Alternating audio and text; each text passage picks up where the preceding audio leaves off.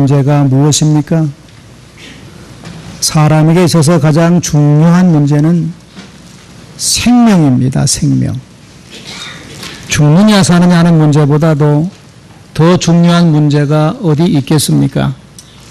우리가 무슨 인생의 기쁨이 무엇이냐, 인생의 행복이 무엇이냐, 인생의 보람이 무엇이냐, 인생의 의미가 무엇이냐, 이런 이야기를 합니다만 이 모든 것은 생명이 있고 나서야 생각할 문제입니다.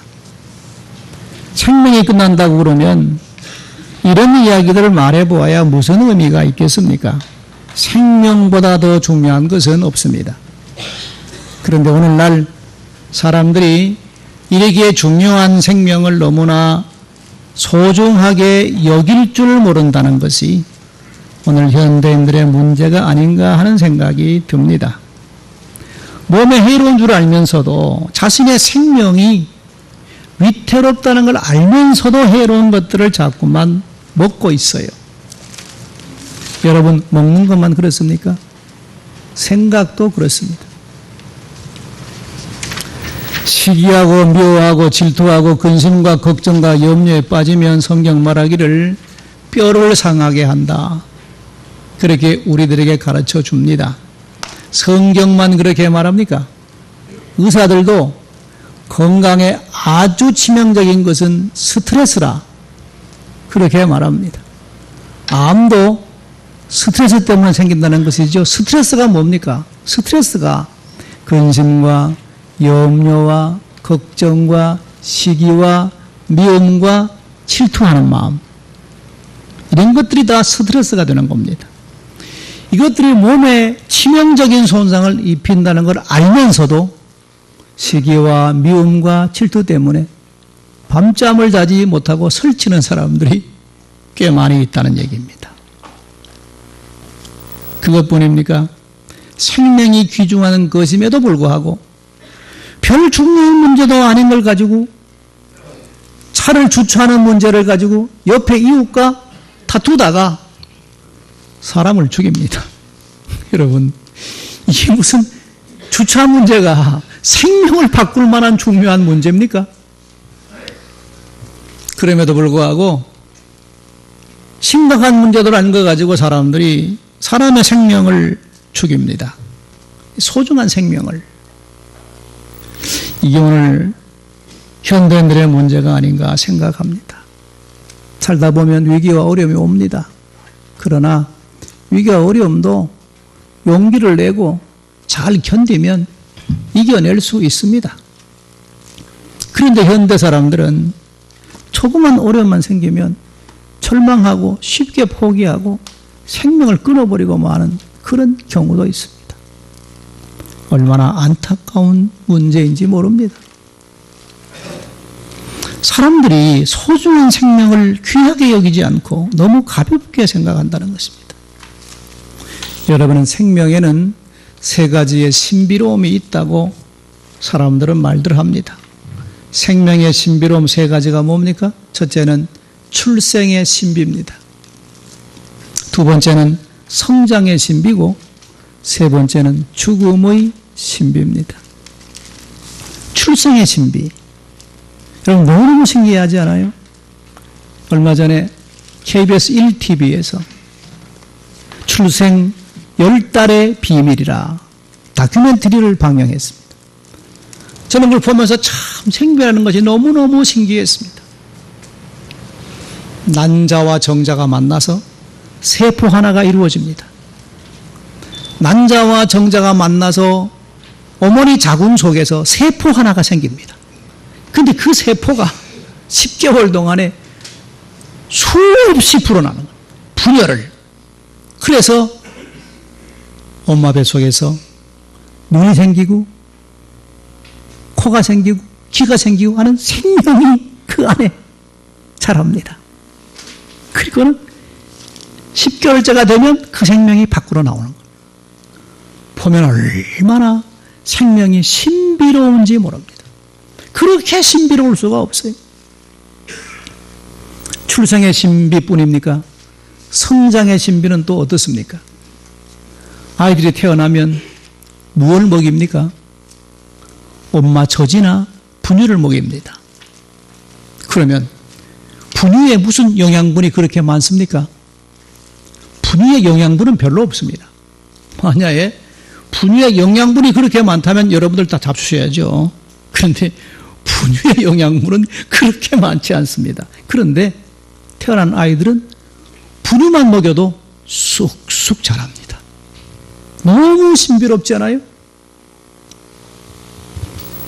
뿐만 아니라 아이들이 자랄 때 보면요, 자고 나면 키가 쑥쑥 자랍니다. 한참 자랄 때는. 자고 나면 1cm나 커져요. 아이들은 자고 있지만 자는 동안에도 피는 쉬지 않고 온몸을 순환하면서 영양분을 몸속에 공급해 주기 때문에 자는 사이에도 키가 크는 겁니다. 그게 성장의 신비로움도 얼마나 여러분 신비로운지 몰라요. 그러나 그것뿐 아니라 죽음의 신비도 있습니다. 그렇게 펄펄 끓고 살던 사람이 훅 하면 죽어버립니다. 사람 죽는 모습을 보면 그렇게 허망할 수가 없어요. 목사가 돼서 저는 임종 환자를 자주 봅니다. 꼴깍 하면 죽습니다. 이 죽음이라는 것이 너무 허망하기도 하지만 죽음은 금방 싸늘해지잖아요. 금방 싸늘해집니다. 어떻게 이럴 수가 있는 건가? 신비롭지 않아요? 근데 우리는 죽음의 신비는 별로 생각하지 않습니다. 왜냐하면 기분 나쁘니까. 그러나 분명히 죽음의 신비로움도 있습니다. 잠깐 죽음의 상태에 있다가 간혹 깨어난 사람들이 있습니다. 예? 죽었다가 며칠 만에 깨어났다. 뭐 그런 사람들 있잖아요. 그런 사람들 600명 대상으로 심리학자들이 다 찾아다니면서 조사를 했다는 것이죠. 뭘 조사했는가 하면 죽을 때 어떻더냐, 죽을 때 어떻더냐, 그리고 깨어날 때 어떻더냐, 그걸 물은 겁니다. 근데 그들의 한결같은 대답은 죽을 때는 마치 고무풍선이 뻥 하고 터지는 것처럼 자기 영혼이 아득해지더니만 육신과 분리되더라는 겁니다. 영혼이 순간에 펑 그러면서 자기 몸에서 쑥 빠져나오더래요. 그리고는 자기 몸을, 자기 시체를 자기가 보고 있는 거예요. 뭐 사람들이 와서 뭐 죽었다고 뭐 우는 것도 다 자기는 보는 거, 자기 영혼이 몸 밖에 빠져나와서 보는 겁니다. 그리고 뭐 사람들이 와서 뭐 장례를 어떻게 치를 거냐 뭐 하는 얘기도 다 들어요. 근데 이상한 것은 그 사람들에게 자기가 죽지 않았다는 얘기를 해야 되는데 얘기를 할 수가 없더라는 겁니다. 그러고 있다가 어느 순간에 또 영혼이 쑥 하고만 자기 몸속으로 들어왔다는 거예요. 자기 영혼이 몸속에 들어오는 순간에 정신이 들면서 깨어나더라는 것이지요. 자, 잠시 죽었다가 깨어난 사람들의 죽음의 상태가 이렇다고 다 똑같이 얘기를 했어요. 그러니까 죽음이라는 것은 어느 순간에 펑 하면서 우리 영혼이 육신을 빠져나가면 죽는 겁니다. 자, 그렇다면 육신의 죽음은 그걸로 끝나는 게 아니라는 얘기잖아요. 그러니까 생명이라는 것은 육신의 생명이 다가 아니고 영혼이 중요하다는 얘기예요. 영혼이 중요하다는 얘기입니다. 우리가 죽음이라고 말하는 그것은 육신의 죽음뿐이지 영혼의 죽음은 없다는 얘기죠. 자, 그러므로 어떤 사람이 지혜로운 사람인가? 미래를 생각할 줄 아는 사람이 지혜로운 사람입니다. 여름을 보내고 있으면 다가올 겨울을 생각할 줄 아는 사람이 지혜로운 사람이에요. 젊었을 때는 늙었을 때를 생각하고 살아가는 사람이 지혜로운 사람이고, 살아있을 때는 죽음을 생각하는 사람이 지혜로운 사람입니다. 그래서 모세는 시편 90편 10절 이하에 보면 이렇게 하나님께 기도합니다. 우리의 연수가 70이요 강가라면 80이라도 그 연수 자랑은 수고와 슬픔뿐이요 신속히 날아가니 우리가 날아가는 것과 같습니다. 우리에게 우리날 계수함을 가르치사 지혜의 마음을 얻게 해 주십시오. 모세의 기도입니다. 내가 얼마나 살지, 내가 내 날을 헤아릴 줄 아는 지혜를 달라. 그 기도가 모세의 기도입니다. 모세는 자기의 죽음을 생각할 줄 알았다는 것입니다. 더 나아가서 죽음 이후를 생각할 줄 아는 사람이 지혜로운 사람입니다. 예수님께서 우리들에게 가르쳐 주신 대부분의 말씀은 모두가 하나님 나라에 대한 이야기입니다. 하나님 나라가 뭡니까? 하나님 나라는 죽음 다음의 세계입니다. 그러니까 예수님 말씀하신 대부분의 말씀은 다 죽음 이후에 있을 세계에 대한 말씀이었다는 것입니다. 그리고 그 하나님 나라에 대한 얘기를 가르치기 위해서 그 많은 시간을 할애하고 그 많은 기적과 능력을 행하신 것입니다. 무엇을 위해서? 죽음 이후에 있는 세계를 믿게 하기 위해서 그 많은 능력과 그 많은 기적을 행하신 것입니다. 그렇다 그러면 생명의 신비는 세 가지만 있는 것이 아니고 예수 믿는 우리들에게는 한 가지 더 있다는 겁니다. 출생의 신비, 성장의 신비, 죽음의 신비뿐 아니라 예수 믿는 우리들에게는 하나의 더 신비로움이 있는데 그게 뭐냐 하면 부활의 신비라는 것입니다. 부활의 신비. 그러면 부활의 신비로움을 누가 우리들에게 보여주었습니까? 부활의 신비로움을 우리들에게 보여주신 분은 바로 예수님입니다. 예수님이 부활하심으로 부활의 신비로움을 보여준 겁니다. 예수님의 부활은 이 세상의 모두가 아니다. 이 세상 너머 세상이 있다는 것과 죽음의 끝이 아니라는 것을 보여주시는 사건입니다. 그런데 우리가 성경을 쭉 읽어보면, 특별히 부활에 대한 이야기를 읽어보면 부활하신 예수님을 만나본 모든 사람들은 그 부활의 사건을 자연스럽게 받아들이는 사람은 한 사람도 없었다는 겁니다. 부활하신 예수님을 만나본 사람들은 모두가 다 그 사실을 믿지 못했거나 아니면 놀라워했거나 아니면 보고도 믿지 못했다는 얘기입니다. 성경이 다 그렇게 얘기합니다. 그러면 어떻게 저들은 부활하신 예수를 만나보고도 왜 그걸 믿지 못했는가? 저들은 믿음이 없어서인가? 아닙니다.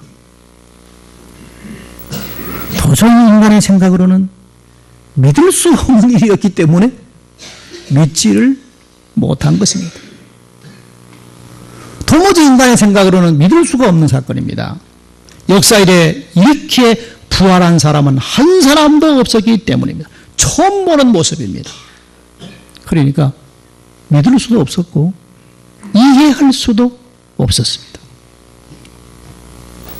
죽었던 사람이 며칠 뒤에 어떻게 깨어났다? 그런 이야기가 아닙니다. 예수님의 부활은 다시 썩을 육체를 덧입고 부활하는 것이 아니라 하늘에 속한 형체를 입고 하늘에 속한 몸의 형체를 입고 다시 살아난 겁니다. 그렇기 때문에 시간을 초월하고 공간을 초월해서 갑자기 나타났다 갑자기 사라지시고 여기 나타나고 저기 나타나고 동시에 나타나기도 하시고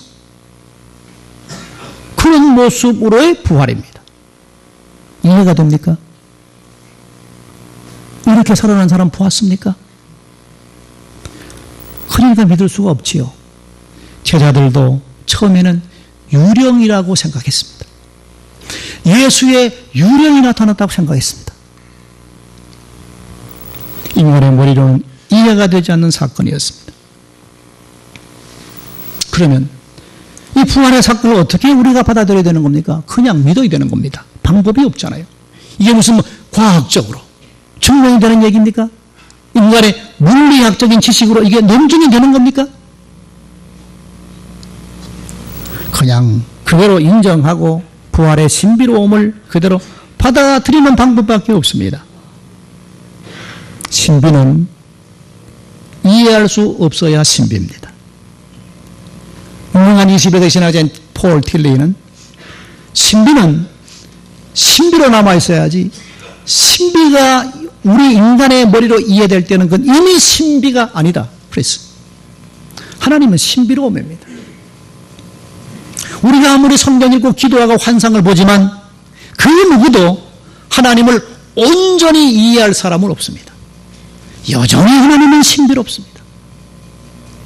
하나님께 다가가면 다가갈수록 여전히 하나님은 신비로 남아있습니다.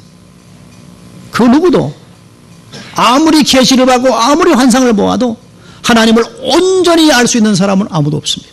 그렇다면 그건 하나님이 아닙니다. 하나님은 역시 우리 인간의 보기에 언제나 다가가도 언제나 신비로운 분이십니다. 그 노래세운 사람들이 예수의 부활 사건을 무슨 논리적으로 역사적으로 철학적으로 증명해보려 그러지만 여러분 별 성과가 없었습니다. 성경 보십시오. 성경은 예수님의 부활 사건을 우리 인간들이 이해할 수 있도록 설명하거나 증명하는 시도는 전혀 하지 않았습니다. 부활의 신비는 그냥 받아들일 수밖에 없는 것입니다. 그런데 성경을 읽다가 보면 발견하게 되는 놀라운 사실은 베드로를 비롯한 제자들은 부활하신 예수를 만나 보았습니다. 그리고는 예수님의 부활을 기뻐했습니다. 부활의 사실을 인정했습니다. 그럼에도 불구하고 그들은 다시 고향인 갈릴리로 돌아가서 다시 물고기를 잡고 있었다는 사실입니다. 여러분, 우리가 만약에 제 생각에는 내가 만약에 부활하신 예수님을 그렇게 현장에서 보았다 그러면 난 당장 뛰어나가서 예수 부활했다고 전할 것 같은데 제자들은 아니었습니다. 부활하신 예수를 만나고 나서도 그냥 다시 고향으로 돌아가서 버려뒀던 배를 다시 손질하고 옛날 직업인 어부로 돌아갔다는 얘기입니다. 자, 여기에 중요한 가르침이 있습니다. 그 가르침이 무엇입니까? 부활 사건과 부활 신앙은 같은 것이 아니라 다른 것이라는 것입니다. 부활의 사건과 부활의 신앙은 다르다는 것입니다. 더 쉽게 말하면 부활하신 예수를 만났다고 해서 모든 사람이 다 부활 신앙을 가지는 것은 아니라는 말입니다.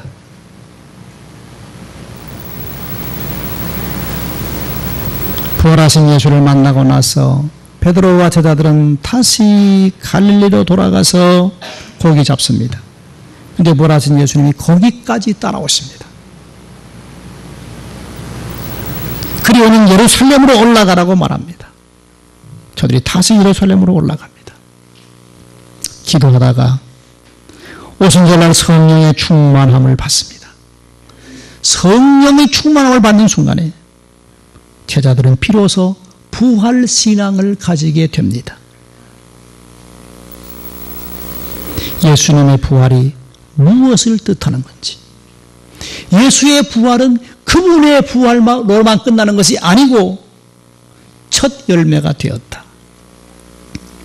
예수를 믿는 사람은, 예수 안에 있는 사람은, 예수의 접붙임을 받은 사람은, 예수를 구주로 영접한 사람은 죽으면 누구든지 예수님처럼 부활한다는 것입니다. 예수의 부활이 첫 열매라는 겁니다. 첫 열매라는 얘기는 계속해서 그런 열매가 맺힌다는 것이지요. 예수 안에 있는 사람, 예수를 영접한 사람, 누구든지 죽음 후에는 예수님처럼 부활한다는 얘기입니다. 예수의 부활은 그분의 부활로 끝나는 게 아니고 예수의 부활은 나의 부활이라는 믿음이 들어온 겁니다. 여러분, 이게 부활신앙입니다.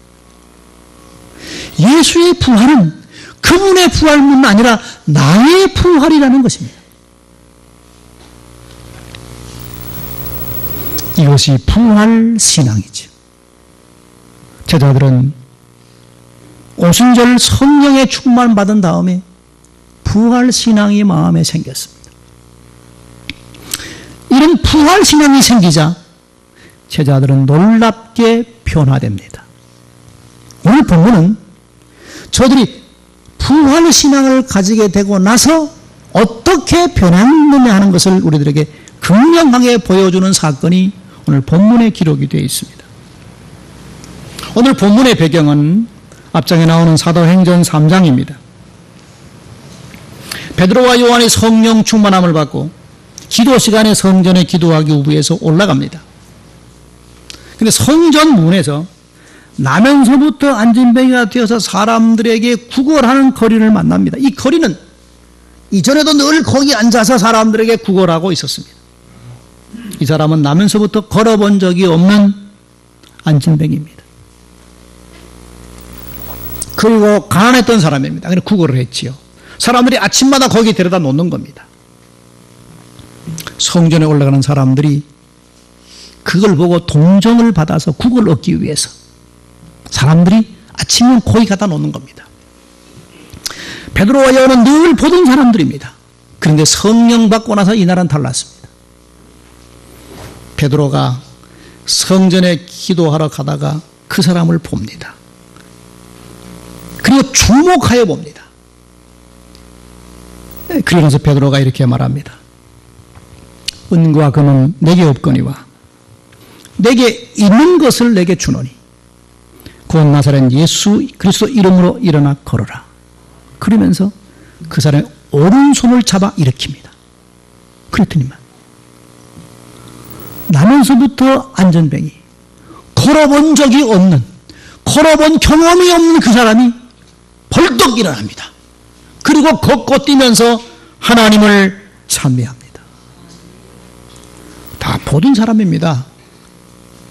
유대인 남자들은 대부분 기도 시간에 성전에 올라가니까 보던 사람입니다.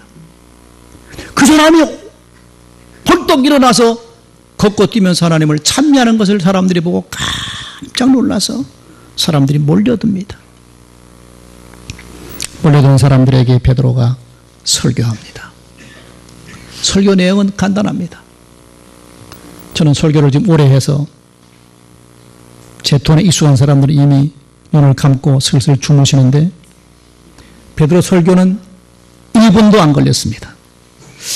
저도 설교를 1분만 해볼까 그런 생각도 드는데 베드로 설교는 1분도 아니었습니다. 사람들이 쫙 몰려오니까 베드로가 왜 우리를 쳐다보느냐?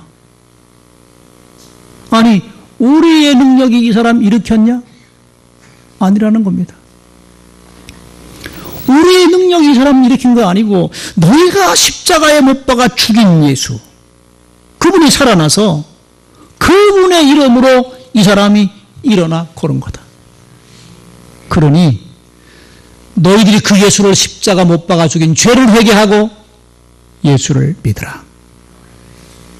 설교 끝. 설교 끝입니다. 근데 이 설교 듣고 오늘 4장 4절 말씀에 보니까 말씀을 들은 사람 중에 믿는 자가 많으니 남자 수가 약 5천 명이나 됐다는 겁니다. 1분도 안 걸리는 이 설교를 듣고 예수 믿는 사람이 5천 명, 남자만 5천 명이 됐다는 얘기입니다.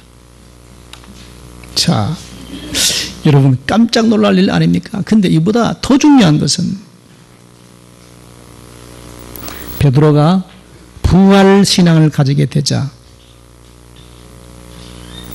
죽음을 두려워하지 않는 담대한 사람으로 변화되는 모습입니다. 본문이 그걸 우리들에게 설명해 줍니다. 자, 5천명이나 예수 믿으니까 누가 비상이 걸렸습니까? 유대교 지도자들이 비상이 걸린 겁니다. 베드로를 가만두면 안 되겠어요. 예루살렘 사람들이 다 예수 믿게 생겼습니다. 잡았지요. 잡아오게 가둡니다. 이튿날 오절야에 보면 관리들, 장로들, 서기관들, 대제사장, 가문들, 문중들 다 모입니다. 모여가지고 사도들에게 묻습니다. 너희가 무슨 권세와 누구 이름으로 이 일을 행했느냐? 물어요. 그랬더니만 베드로가 성령이 충만해서 그들에게 대답하지 않아요. 만일 나면서부터 안전병이가 일어나 걷고 구원을 어떻게 받았느냐고 오늘 여러분들이 우리에게 질문한다면 10절 너희와 모든 이스라엘 백성들은 똑똑히 알아라. 너희가 십자가 못 받고 하나님이 죽은 자 가운데 살리신 나사렛 예수 그리스도 이름으로 이 사람이 건강하게 되어 너희 앞에 섰다. 예수가 했다. 예수님이 한 거다. 그러면서 12절입니다. 다른 이로서는 구원을 받을 수 없나니 천하 사람 중에 구원을 받을 만한 다른 이름을 우리에게 주신 일이 없으니까 너희들도 예수를 십자가 못 박아 죽인 죄를 회개하고 예수 믿으라. 그 얘기한 겁니다. 그런데 그 얘기를 듣고 있는 사람들이 누굽니까? 바로 예수를 십자가 못 박아 죽였던 대제사장들과 서기관들과 바리새인들입니다. 그들 앞에 예수 믿으라고 소리친 겁니다.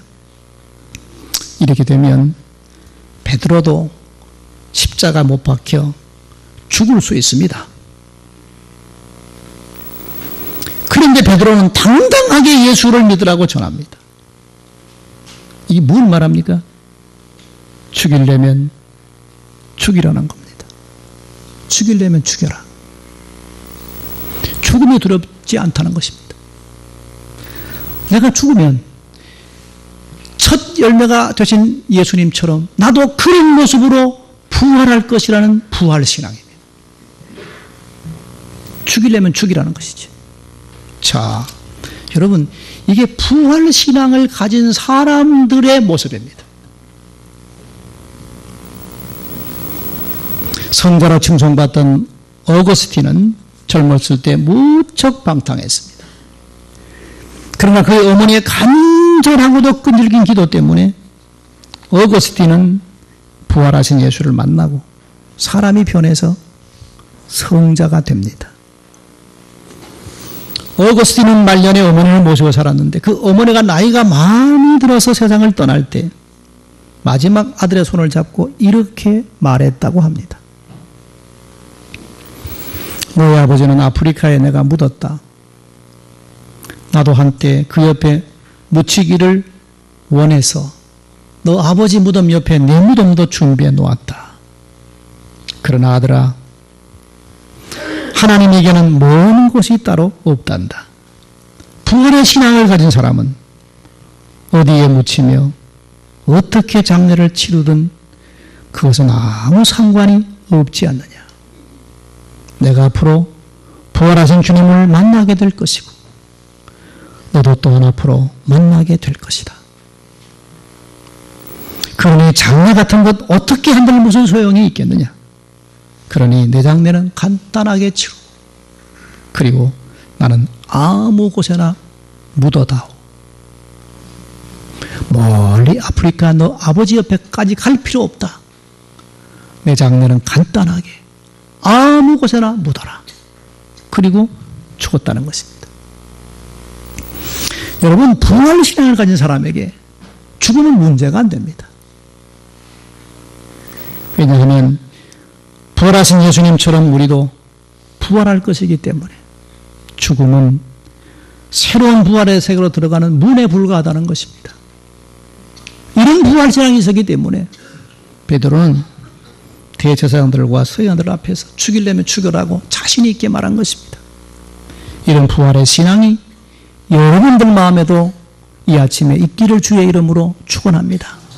그래서 참 평안을 누리고 살아가시고 세상을 담대하게 이기고 살아가시는 여러분의 삶이 되시기를 주의 이름으로 축원드립니다. 자, 오늘 이게 부활주일날 우리가 세례식을 행하겠습니다. 세례 받을 분이 한 분 있습니다.